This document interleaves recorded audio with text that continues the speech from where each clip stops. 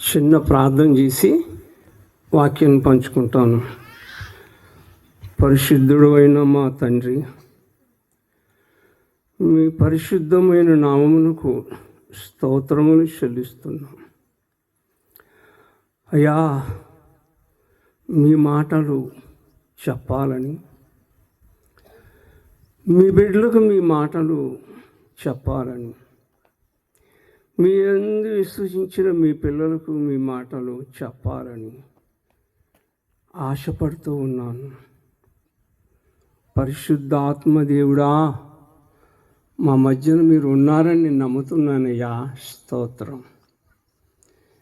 కొద్ది సమయం, నాకు ఇచ్చిన సమయంలో నేను చెప్పవలసిన మాటలు చెప్పి ముగించాలని ఆశపడుతూ ఉన్నాను. రాజా, మీ నామమునకు స్తోత్రనైనా. మీ మాటలు ఉచ్చరించుట, మీ నామమును ఉచ్చరించుటకైనను మాకు యోగ్యత లేదయ్యా. మీ మహాకృపా వాత్సల్యతను బట్టి మమ్మలను ప్రేమించి మీ ప్రాణం పెట్టి మీ సొత్తుగా మమ్మలను చేసుకొని మీ రాజ్య వారసులుగా మమ్మల్ని ఎన్నుకున్నారయ్యా. ఇది మీరు మాకు ఇచ్చిన భాగ్యం కదా అయ్యా. స్తోత్రం. మీ మాటలు చెప్పడానికి ఈ దాసుడు నిలువబడ్డాడు. నేను మాట్లాడకూడదు, నాలో ఉండి మీరు మాట్లాడాలి. నాలో ఉండి మీ బిడ్డలతో మీరు మాట్లాడాలి. నేను మాట్లాడితే క్షేమాభివృద్ధి కలగదయ్యా. మీరు మాట్లాడితే క్షేమాభివృద్ధి కలుగుతుంది. యేసు నామములో మీరు మాకు సహాయం చేయాలని యేసు నామములో ప్రార్థన చేసి వేడుకొనిచున్నాం తండ్రి. ఆమేన్. యోహాను సువార్త 11వ అధ్యాయము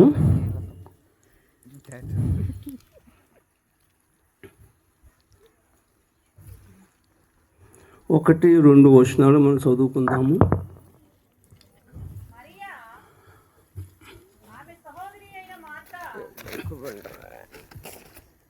మరియు ఆమె సహోదరి మార్త అనువారి గ్రామమైన బేతనీయలో ఉన్న లాజరు అను ఒకడు రోగి ఆయను.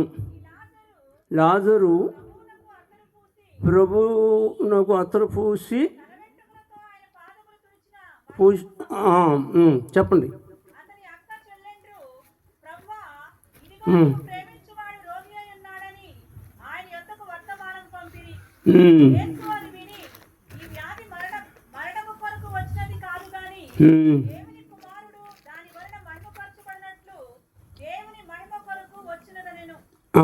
చాలు చాలు. దేవునికి మహిమ కలుగును గాక. హల్లెలూయా. యేసుప్రభు వారు తరచుగా బేతనీయాకు వచ్చేవారు. ఈ లాజరు, మార్త, మరియా ఆయనకు పరిచయమైన వాళ్ళు. వారు యేసుప్రభు వారికి కబురు పంపించారు. నీవు ప్రేమించిన లాజరు రోగి ఉన్నాడని కబురు పంపించారు. యేసుప్రభు వారు వస్తే ఆ రోగం పోతుందని, ఆ వ్యాధి ఆయన బాగు చేస్తాడని వారి నమ్మకం. అందుకే వాళ్ళు కబురు పంపించారు. కబురు పంపిస్తే యేసుప్రభు వారు ఉన్న చోట ఆ మాటలు విన్నాడు. విని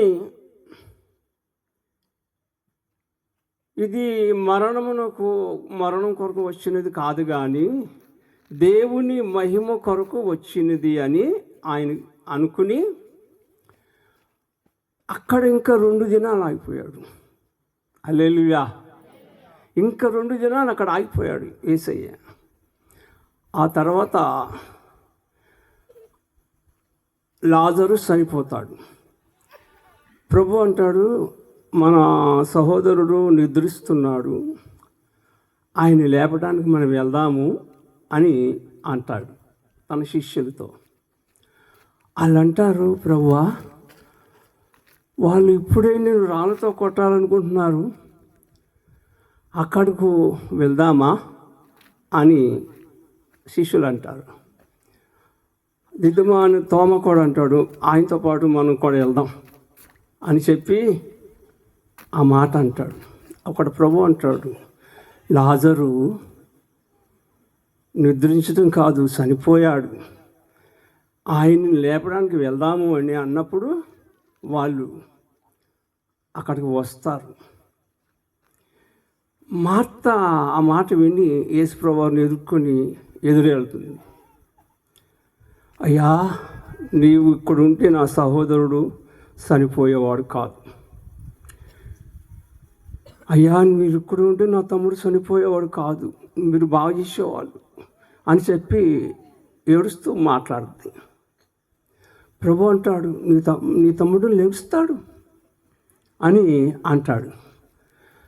అయ్యా, లెగుస్తాడు, పునరుద్ధానం ముందు లెగుస్తాడు అని నాకు తెలుసయ్యా.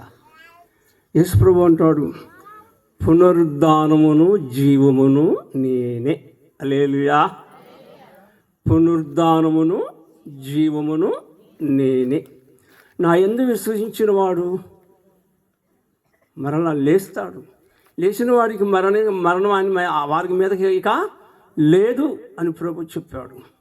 దేవునికి మహిమ కలుగును గాక. యేసు ప్రభువు వారి యందు విశ్వసించిన వారికి మరణము లేదు. హల్లెలూయా. ఏ మరణము లేదు? మొదటి మరణం అందరికీ ఉంటుంది. మొదటి మరణం శరీర మరణం అందరికీ ఉంటుంది. ఆత్మ మరణం ఉండదు. మీకు అర్థమవుతుందా? ఆత్మ మరణము ఉండదు. ఆయన యందు విశ్వసించి నమ్మి బాప్తిస్మం పొందిన వారికి రెండో మరణం లేదు. మొదట మరణాన్ని అందరికీ ఉన్నది. ఆ మరణాన్ని తొలగించడానికే యేసయ్య ప్రాణం పెట్టాడు. ఆ ఆత్మ మరణాన్ని తొలగించడానికే ఆయన ప్రాణం పెట్టాడు. ఆయన అంటాడు, నా యందు విశ్వసించిన వాడు ఎన్నటికీ చనిపోడు. శరీరం గురించి ఆయన మాట్లాడాల, ఆత్మ గురించి మాట్లాడాడు. దేవుని నామానికి స్తోత్రం. దేవుని యందు విశ్వసించిన మనమందరూ ధన్యులు. హల్లెలూయా. ద్వితీయోపదేశ కాండములో మోషే అంటాడు, మోషే రాస్తాడు, ఇశ్రాయేలు నీ భాగ్యం ఎంత గొప్పది, యెహోవా నిన్ను రక్షించిన నిన్ను పోలిన వాడు ఎవడు అనే మాట ఉంటుంది. యేసుక్రీస్తునందు విశ్వసించిన మీరందరూ ధన్యులు. పరలోక రాజ్య వారసులుగా మీరు నిర్ణయింపబడిన వారు. దేవుని సంకల్పంలో, దేవుని ప్రణాళికలో ఏర్పాటు చేయబడిన బిడ్డలు కాబట్టే ఇక్కడికి రాగలిగారు, ఈ ప్రార్థనకు రాగలిగారు, ఈ మాటలు వినగలుగుతూ ఉన్నారు.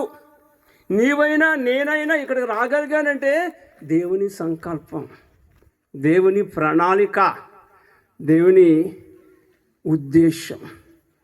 దేవుని నామానికి స్తోత్రం. నా మాటలు నేను ముగిస్తున్నాను. ప్రభువు నందు విశ్వసించిన వాడు, నమ్మి బాప్తిస్మం పొందినవాడు ఎన్నటికీ చనిపోడు. ఆత్మ మరణం గురించి నేను మాట్లాడుతున్నాను, శరీరం గురించి మాట్లాడుతున్నా. శరీర మరణం అందరికీ ఉంటుంది. అన్ని జనులు చనిపోయినప్పుడు ఏడుస్తారు కదా, దేవుని బిడ్డలు కూడా ఏడుస్తారు, సహజంగా ఏడుస్తారు. శరీర మరణము అందరికీ ఉంటుంది. ఆత్మ మరణము ఎవరికి ఉంటుందంటే అన్యజనులకు ఉంటుంది. దేవుని నమ్మిన వారికి ఆత్మ మరణము లేదు. ఈ మాటలను నేను దేవుని సన్నిధిలో ముగిస్తూ ఉన్నాను. అవకాశం ఇచ్చిన దైవజనులకు వందనాలు.